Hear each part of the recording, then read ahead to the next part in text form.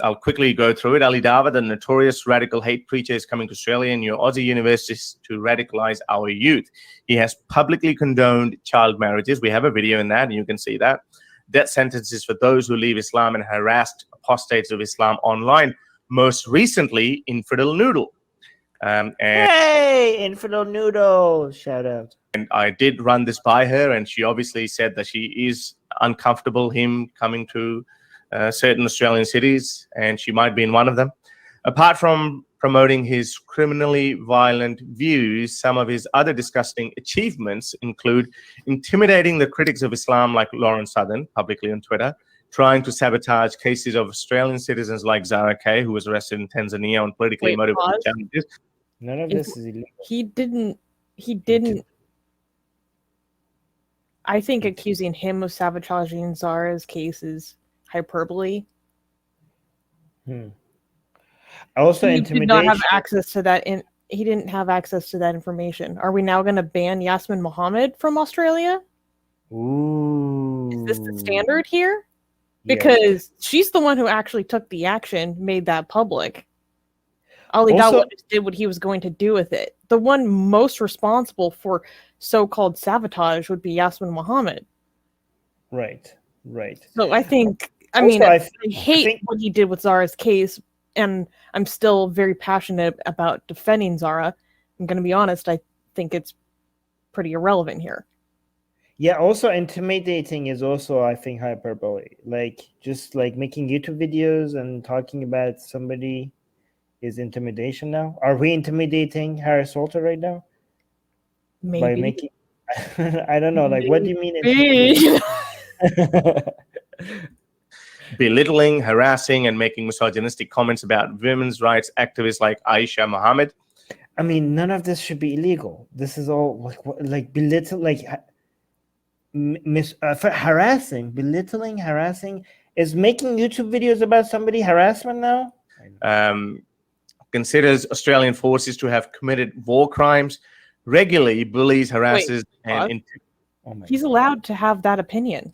Yeah, I mean, Australia's government has committed war crimes. Yeah. Sure. I mean, this might be something that I agree with. I don't know. Yeah. Okay. So. He's allowed to consider. Shoot, I'm allowed to consider whatever the hell I want. Like, what the? Considers Australian forces to have committed war crimes? I mean, haven't they? I'm pretty sure they have. The US has, and I am very free to consider it as such. Oh, look at this. Infidel Noodle is this live stream is making me reconsider a few things. Aw, my God! I hope I'm as open-minded. This is scared. You know what? Every time I see something like this, I get scared because I'm like, oh, when was the last time I changed my mind on something? And like, if I can't remember, I'm always gonna be like, damn it, man! I'm so close-minded. Like, what has? Why can't I? Yeah. And even Aisha's like, they did commit war crimes, though.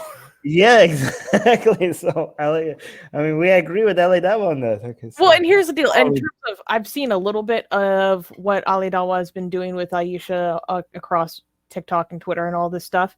The level of harassment that I would actually bring forth in a situation like this would be efforts to endanger her life in the form of doxing or reveal private information. Like when you're saying, oh, are we not allowed to make YouTube videos about people anywhere? Well, if they include, identifying information to a private citizen, you're not allowed to do that. Right. Yeah, that could be illegal as well. Yeah. That is illegal. Yeah. To my knowledge, that's not what's happened. Yeah. Those he disagrees with, but also their family members who have nothing to do with his feud. Such as him going after apostate prophet and his wife. Thinks criticism of a public topic like religion is the same as abusing individuals like family members. Okay, that just means he's dumb. Thinks criticism of public topics like religion is the same as abusing individuals. Wait, isn't Harris Sultan doing that right above? He said, thinks criticism of public topics like religion is the same as abusing individuals. No, never mind.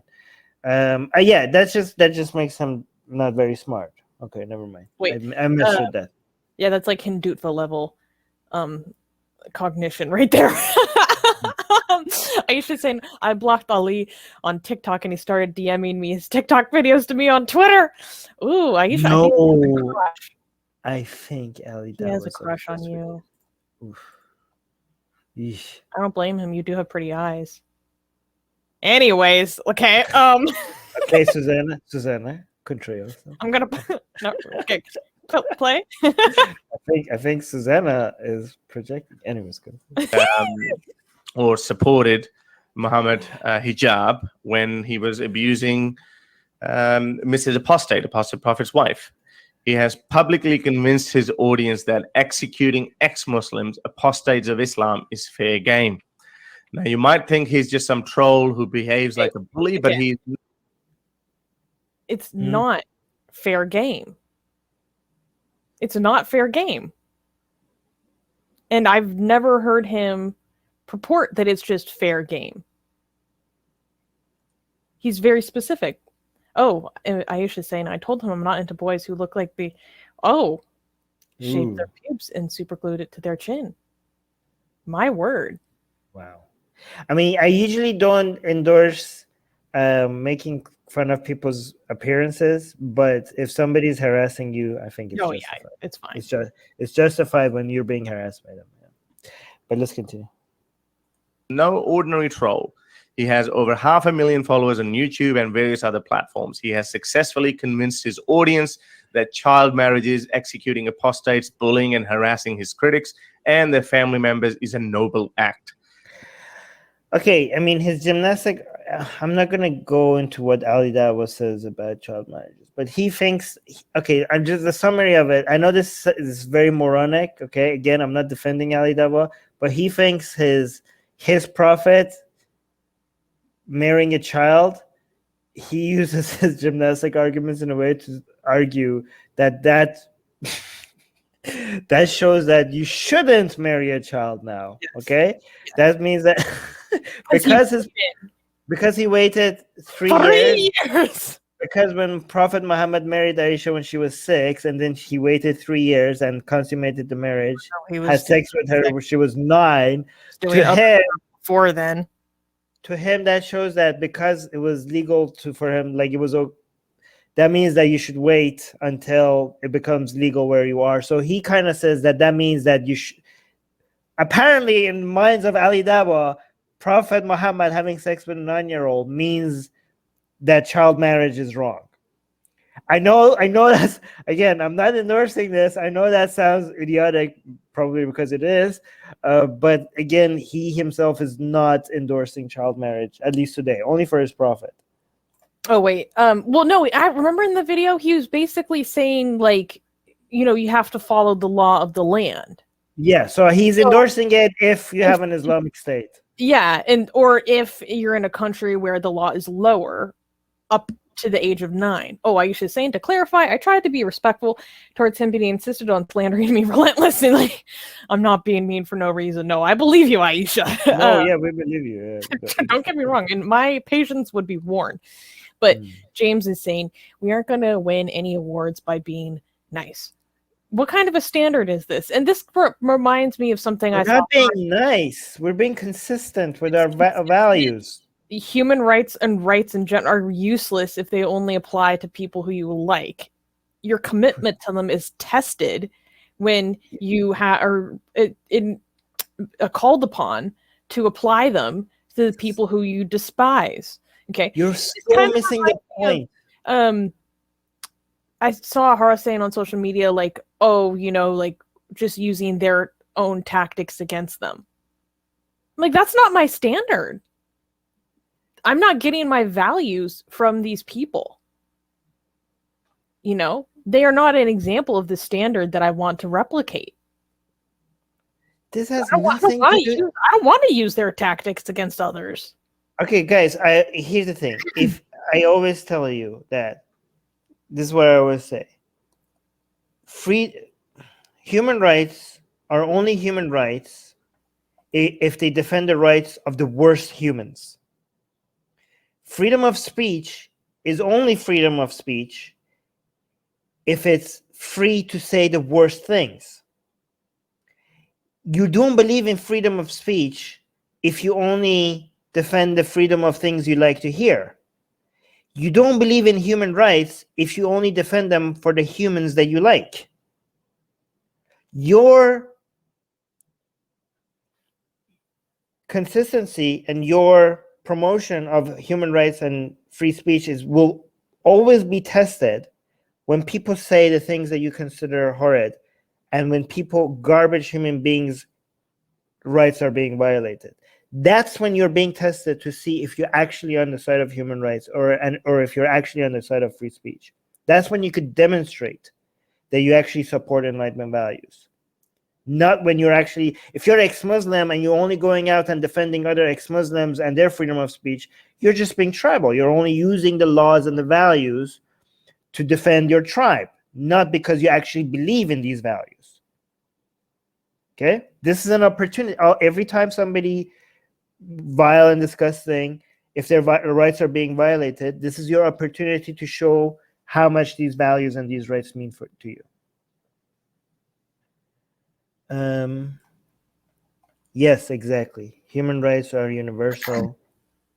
Always, it's a global issue. Exactly. All right. Let's continue. Now he's coming to Australia to spread this hateful message and bigoted views to students in Australian universities. Okay, let me actually address this. Do you support the human rights of, again, we're not going to say this because YouTube doesn't like it, of terrorists?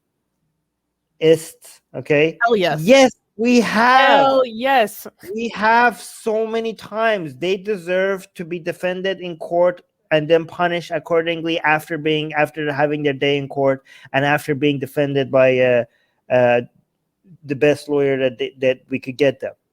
We do, but they should be punished, but not willy-nilly, not in a kangaroo court. If they're arrested, if they're at the point of them if they have a gun in their hand or if they're causing harm, you could take them out at that time because because they're in the process of committing violence. But if you actually arrest them, like if you have a whole bunch of ISIS members and they're all like kneeling on the ground and they're all have their hands tied behind their hand, and if somebody goes and just goes boom, boom, boom in their head, like that's a war crime. Yeah, that's a war crime. They weren't sure at that. If they're arrested, they need to be trialed. No longer self-defense. It's no longer self-defense. We will defend their human rights. It doesn't matter how vile they are. It doesn't matter how garbage of a human being they are. We'll defend their human rights for sure. Yes, they need their rights. Dictate means that they have to have a day in court and they need to be defended. And does that mean that we don't believe in justice? No, they should be punished for their crimes. They should be punished for their crimes, but only after evidence is provided, after you have a public defendant trying to make sure that the punishments are not cruel and unusual. Yeah. So yeah, we do. We have been. Just a lot of people like, haven't you seen defend these people? Haven't you seen defend those people? Well, just because you haven't seen it, that doesn't mean we haven't done it. We have. We have been very consistent on this. James is saying no one is going to arrest Ali Dawah for what he has said. His freedom of speech is not being violated. Traveling to Australia is not a human right. Stop misrepresenting this. You're misrepresenting this. We think government involvement, when it comes any form of government involvement, whether it's restriction of your mobility, whether it's a fine, whether not, even if you're not being arrested, maybe if you get a fine, like let's say you get punished, maybe the government gets involved. And as soon as the government gets involved because of your opinions and your expression of your opinions, that violates freedom of expression. Even it could be even this mild. Like let's say like Susanna gets protection from harassment, okay, by the government if she calls the cops. But I'm being harassed and the police doesn't like my views, and that's why they're not actually sending the cops to protect me, right? So even if the government is not doing anything, but they're withholding protection against That is not equal protection under the law. Exactly. Even sometimes the lack of action by the government is a violation of your free speech, right? So, for example, in Pakistan, if the mob is coming at you because you're an ex-Muslim, and then the police is not protecting you, even though the government is not attacking you and it's a mob, that's a violation of your free speech because the government did something. The government withheld protection from you because of your opinion. As soon as the government gets involved, now it's about your freedom of expression. All right, let's continue. Well, I think Aisha's bringing a good point. How should governments decide who's permitted to enter the country? Don't get me mistaken. I think that if he had properly incited violence or committed a crime, then he should be barred entry. To my knowledge, criminal record as well. To my knowledge, what I have seen does not meet that standard. So I even believe that under certain circumstances, you should be barred entry for things that you have said or advocated for. Well, not even advocated, directly incited, actionable calls, right? I do believe that. I do not think that he has met that standard. I think association with any something that I think might be also justified, unless somebody could argue any associations with any terror groups. Oh yeah, yeah. So that could be justified as well. Yeah. Other human rights abuses.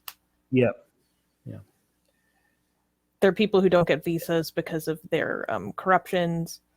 Okay, and I'm not saying, but his rhetoric does technically violate our laws. Any imam, anybody that advocates for this book, their rhetoric technically violates. Like any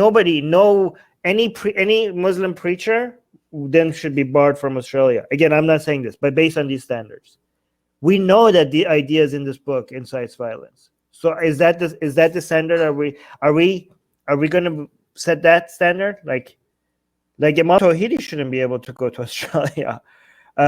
Dude. Yeah, I mean, some brazy shit. Dude. According to these standards. I mean, technically, any person that promotes the Old Testament, imagine the accusation of anti-Semitism that Australia will get. So the U.S. is violating people's rights by not letting criminals. And what part of criminal record do you not understand? We just said it's justified to not. Hear you talking about the international travel rights for neo-Yazis. We have. Okay, my God, we have been very consistent. Just because you haven't. Okay, first of all, that's a very specific situation. When it happens, we will. Okay, but we have been very consistent. If a neo, did you actually say the N-word? No, it's neo-Yazi. Oh, neo-Yazi. Okay, good. We have been very consistent. We have been saying many times on this. Oh, I haven't heard it, so you guys are inconsistent. Just because you haven't heard it, that doesn't mean we're inconsistent. Again, how dumb do you have to be, guys? We have defended neo-Yazis. Yeah. From, for example, the neo-Yazis were having a protest, right? And they were getting police protection because the mob wanted to hurt them. And a lot of people were against this. People were like, why is the police defending the neo-Yazis? Well, because the neo-Yazis at that time, we're against their views, but they were just doing a protest. At that time, they were doing a peaceful protest, right? Again, we hate their views, but the mob wanted to attack them. The police job, they're the citizens of the United States. The police role is to protect the citizens of the United States, even if they're neo-Yazis. And if the mob wanted to attack the neo-Yazis, the police were creating a barricade around the neo-Yazis. The police would have been protecting them from me.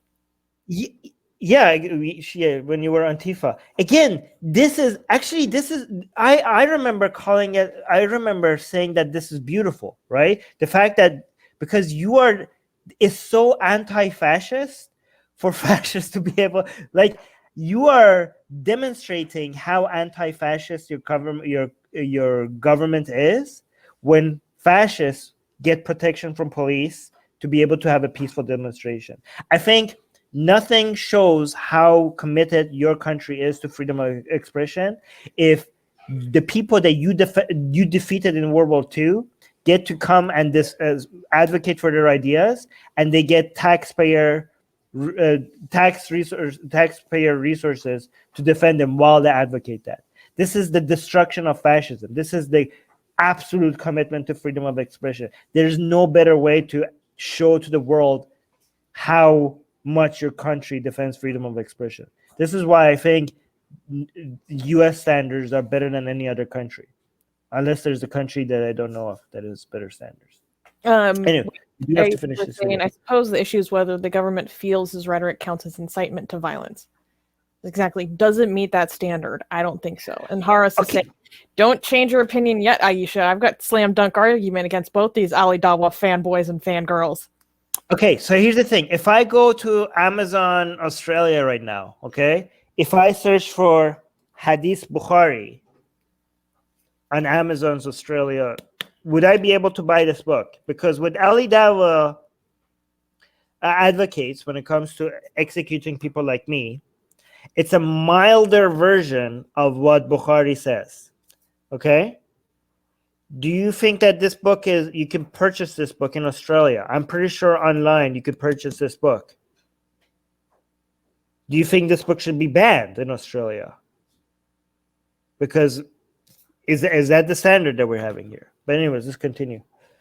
Request the Australian Border Force and Honorary Peter Dutton, who's the Minister for Immigration, to bar his travel to Australia so he cannot spread his hateful, bigoted ideas and cause disharmony in Australia.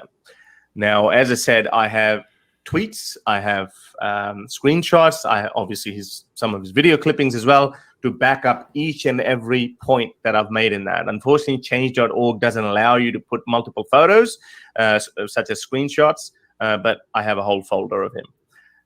So that is it. So please, if you can if you do agree with my narrative, then please. But by the way, yeah, if you guys disagree with us and you agree with Harris Sultan, go find this petition. Okay, so like we're gonna, I know a lot of you disagree with us, so that's fine.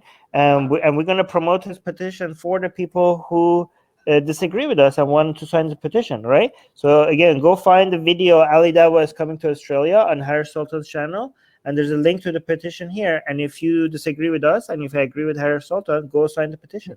Wait, Aisha is saying, well, wait, and then she clarifies potential. The potential crime, though, is an individual, not a book, using video sharing platforms to publicly condone the killing of apostates. He's allowed to condone that. He has not directly incited it. Wait, so what's using video sharing platforms? But some people are selling this. Why is that difference? There are people who are using a book selling platform. What is it? Why is a video sharing platform different from a book selling platform? Maybe that's a technicality under. And also, the people who are selling this book on Amazon are also individuals.